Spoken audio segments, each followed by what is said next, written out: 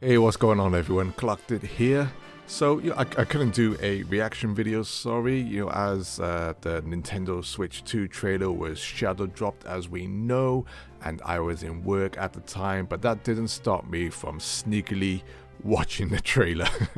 I mean, based off the title of the trailer being a special announcement from Nintendo, it was obvious what it was. And there was no way on Chrome's beard that I was going to miss it. I mean, it's the reveal of a new next-gen Nintendo console, right? And as a lifelong Nintendo fan, I was going to be there for it. So, I slept on this. Obviously, there's going to be tons of videos out. If you watch my one, I appreciate it. Thank you. And I know it's important that it's my channel, and I give my thoughts. If you tune in, you want to hear my thoughts, right? But after watching the trailer, why was I left, somewhat disappointed? Let's have a quick discussion. I say quick. See how long this goes on for. About how this was the first time, where I've been, sadly underwhelmed by a Nintendo console reveal.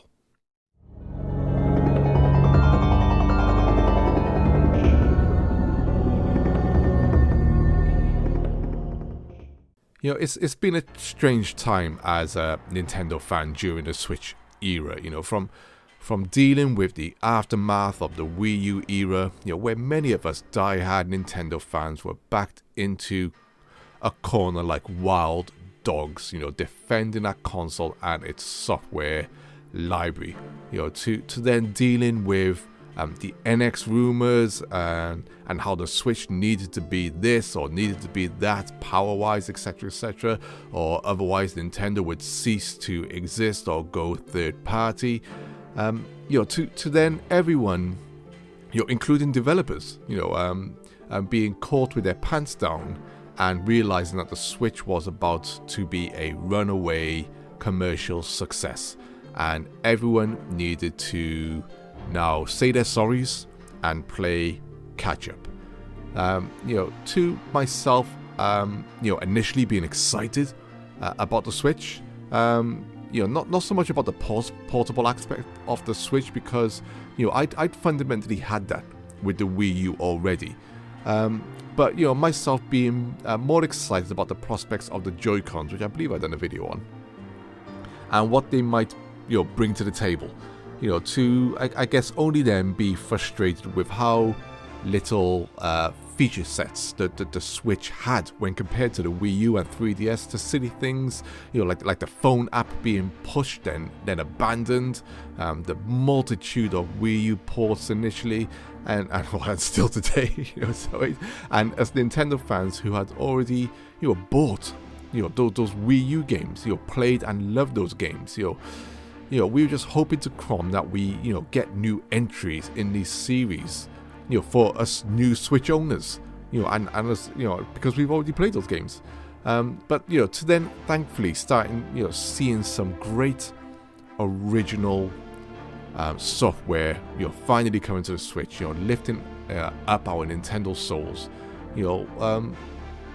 also, whilst then having, since, oh God, what's it been, like 2018, to deal with the rampant and clearly unfounded rumors and desires for those who wanted a Switch Bloody Pro, to the point where my YouTube feed became more about that than people's thoughts on the games or just general discussions. That's pretty much what we were getting. And it's odd, to beg for that type of stuff, during a console generation where you can start seeing the games coming and great games coming. All of that is just, the basics of this Nintendo generation, which has, seen its ups and downs. Here we are though, in the year 2025, on the cusp of the Switch becoming the greatest selling console of all time. The Switch 2, now being announced, and the feelings that history is about to repeat itself in some aspects, which I just simply do not desire. Now, I refused to feed any of these YouTube channels and media sites any of my attention in regards to the rampant rumors and leaks of what Nintendo's console is going to be next, which as we've seen has turned out to be true. People can make whatever content they want, to push their channels. It's not about that. I am telling you, I am not interested in these types of rumors, and I will do everything I can to avoid them, even if it's like some of my favorite YouTubers talking about this stuff. I just don't want to get involved. So Nintendo's next generation console is the Switch 2, and off first glance, it's hard not to call it the Switch Pro, which everyone seemingly has been begging for since 2018, right? Well, here it is, and I guess for those who desired it, you can now enjoy your next gen Nintendo Switch Pro cake and eat it. At the end of the day, we consumers know what we want, right? Well, as for myself, this Nintendo fan, didn't want this. But unfortunately, it was clearly inevitable. I feel, I'm here chatting away in this video, at the reveal of a new Nintendo console, where I should be filled with excitement and wonder, something which even a 3DS brought, and even if you go back and watch the reveal trailer for the 3DS, you should all remember it. We got Iwata. We got Reggie, we got Miyamoto that all get sucked into the console. We've seen all this, ideas about the 3D and stuff. That trailer is night and day compared to this trailer that we got. But this Switch 2 trailer was ultimately in many ways a nothing burger of a reveal. I feel, it was clearly a simple form factor reveal, and them clearly stating that this will be the successor to the Switch and it will be backwards compatible.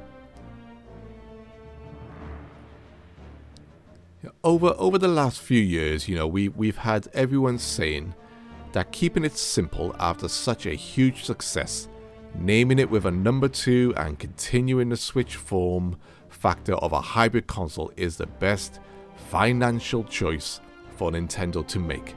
And it's understandable, right? Nintendo have just sold 150 million Switch consoles, pretty much.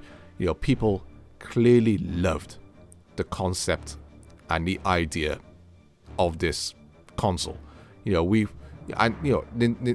have sold more, software than they ever have. They'd be crazy to try something new now. But isn't that what the Switch, the original Switch, was? Something new? And, a hybrid system which bridges both the portable and home console worlds in a unique and understandable way, whilst having an instant multiplayer aspect to it, thanks to the detachable controllers, which themselves, were fundamentally unique at the time. Many people say that Nintendo don't always need to reinvent the wheel. But that's who Nintendo are. It's always been their bread and butter. Success or not, they have tried to reinvent the wheel, and the industry has consistently and constantly been better and moved forwards because of them. Now, I'm not going to sit here and say that the Switch 2 won't do that. We literally know nothing about this console other than it's bigger than the previous Switch. That's literally all the trailer shows us. Other than the new Joy-Cons, attached slightly differently now, and they might also have a mouse-like function. But for the casual viewer, that momentary mouse-like moment in the trailer will probably just go over their heads. And ultimately, even if that is a new feature, this trailer, does nothing to show or in any way or inspire in any way the imagination of what it might be able to do. Hell, even when they showed off, HD Rumble for the first time, and they just pretend to shake it with the ice cubes in the glass, and all this type of stuff, or feeling balls rolling around. There was a taster and a decent teaser of what this Rumble will do for this controller. And other than that, we'll know that it will, if this is the case, with this new mouse-like feature, it's going to control like a mouse in some games. That's where our brains go first. Which is all fine and dandy. But even for myself, I'm struggling to think of anything that could really be considered exciting using it as a mouse. Because we've all used a mouse before. I mean, it'll help us, maybe get more RTS games. Back on home consoles. Maybe more point and clicks. A Mario Paint 2. I think I mentioned to my to my friends yesterday or whatever. You can think of all these established genres that we've had before, but it's going to be difficult, until we see, that Nintendo difference. We can only think of what's already been and maybe one or two ideas that we could apply. But right now I'm struggling, I have to admit. But hey, this is a Nintendo fan who knows never to doubt the magic Nintendo can create with such features. So time will tell, of course, but that leads me on to my next thoughts, which, we don't want this console to be a Switch 2. Trust me, you don't want this console to be a Switch 2. What do I mean by that? This, with this console being backwards compatible, ask yourself, what would make you return to the original Switch after you've got your Switch 2? Think about it. Are you going to miss the nostalgic OS screen, which everyone loves? The nostalgic eShop, the nostalgic Joy-Con drift, which we can only pray once again this doesn't return. Few uses of the HD Rumble. When the HD Rumble was used properly, I loved it. Absolutely loved it. But let's not pretend that it's been constantly used in great ways. Few uses of the IR camera, which I can't tell if it's going to be returning or not. Few uses of the NFC scanner, which is pretty much just used for the Amiibo in Smash Brothers. The two black and white color choices for wallpaper. The Switch 2, Splatoon, the Splatoon 2 voice headset that disappeared, or even the abandoned mobile phone app with all of its 4 games on it for those small extra limited features that Nintendo bothered to do. I think it's a reality check maybe on how little that system actually done in terms of being unique. In terms of OS and things like that. As always, what saved it from being a console mostly devoid of personality? The type of personality that made previous Nintendo hardware sing, and still have people returning to them for their, for those unique attributes. The thing that always saves a console, even when it's bare bones, are the games. But in reality, I foresee, a lot of abandoned Nintendo Switch consoles. Whatever the Switch 2 finally turns out to be, I can only pray to Crom that it doesn't, that it becomes its own unique hardware that makes it feel different in every way possible from the original Switch. Otherwise, we'll feel like we have been feeling with Mario Kart 8. Like we've been playing the same game for way too long, even if it's still fun.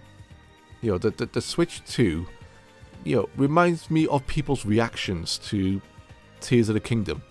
Also, I guess, it's born after a big change that was Breath of the Wild. But in some ways simply builds on top of that success, adds a few new differences, and calls itself a new game. I differed from these people, and truly thought Tears of the Kingdom was its own beast. But the game had to work at that. And no matter how some things might have changed, you couldn't always shift the feeling that you've been here before. But as always, you were hopeful that Nintendo magic would shine through, and it did for the most part. I freaking loved Tears of the Kingdom. Even if there were some cracks in it. So it's the year 2025. I'll be 44 this year. And unless the Switch does a Wii U forcing Nintendo to make a new console super quick, we'll be playing the Switch 2 family of consoles.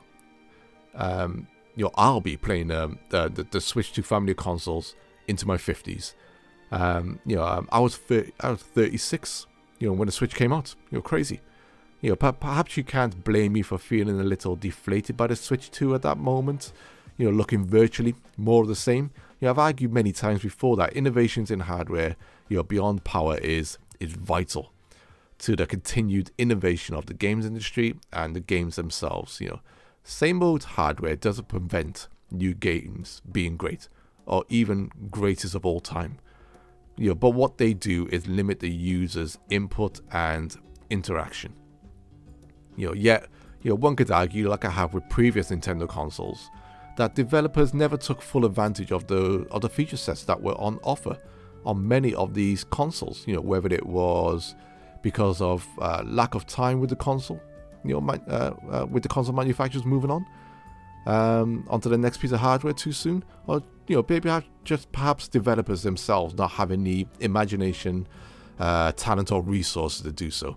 I don't like the name Switch 2, but then I don't hate it.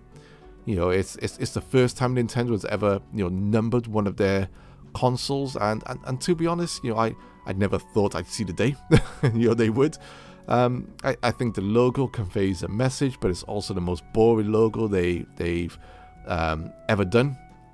Zero effort in even making that number 2 unique in any way.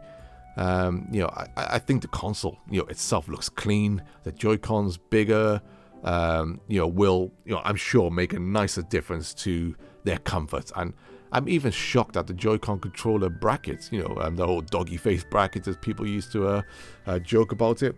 I'm surprised that looks almost identical to the original Switch. Although that thing was still comfortable enough. We know that the Switch 2 will be fully revealed in April. My Nintendo heart says that Nintendo clearly still have some tricks up their sleeves, and more importantly, we should know that this will be the most supported out of the gate Nintendo console ever in terms of software. Third parties will be all over it. This time making sure the same mistakes they did with the original Switch, which should that they don't make the same mistakes. Which should I suppose mean that companies like Capcom should have something better at launch than another version of Street Fighter 2. This is what people wanted, right? A more powerful Switch. So let's hope it pays off. For me, I don't trust the fickle gaming crowd. We know how big the core Nintendo fan base was during the Wii or after the Wii U era. Yeah, they were about, I think the Wii U sold 13 million, so let's just say 10 million hardcore Nintendo fans who will support a Nintendo system no matter what. Right? I was one of them. We know we're about 10 million strong. We might be a little bit more now, because we might have gotten, some Switch converters, right? But let's just say 10 million strong. as always, let's see who returns for the Switch 2. It's always difficult for these consoles to sell, exactly the same amount, but I'm sure it will still be successful, right? And as always, the games will do the talking. I have no doubts that Nintendo will once again bring their A game in regards to software. And I'm already excited about the new Mario Kart and of course what the new Mario and Zeldas will look like. And of course, hoping for other Nintendo classics to return. We know Monolith Soft are going to be hard at work. And I think now, a Switch 2 version of Metroid Prime 4 is pretty much set in stone, I feel. So yeah. Without dragging this on any longer, those are my thoughts on this overall mute response to the Switch 2, from myself. But with the everlasting belief that Nintendo will continue to make me smile through another console generation. Certainly the most underwhelming console reveal in Nintendo history, I feel, in my opinion. But I'm waiting for April, when I'm sure we will see that Super Mario 3D World second trailer reveal of what the Switch 2 will really offer, and we'll all be a lot more pumped up. Let's just hope also that this console doesn't cost a fortune. I have a feeling it'll be about £399. If it's any more than that, my Crom, I'll cry. I'll absolutely cry. But I don't think Nintendo will. I think they're going to try and keep it below that £400 mark, because one of the biggest factors of the original Switch, which Nintendo said themselves, if I remember correctly, is people were buying double consoles, right? You don't buy double consoles if something's too expensive. And of course, with this console being all black, I'm kind of hoping as well that we will all expecting Nintendo to have other colored iterations of this machine. I'm sure. But anyway, let's end it there. Thanks for listening. Take care all, and peace.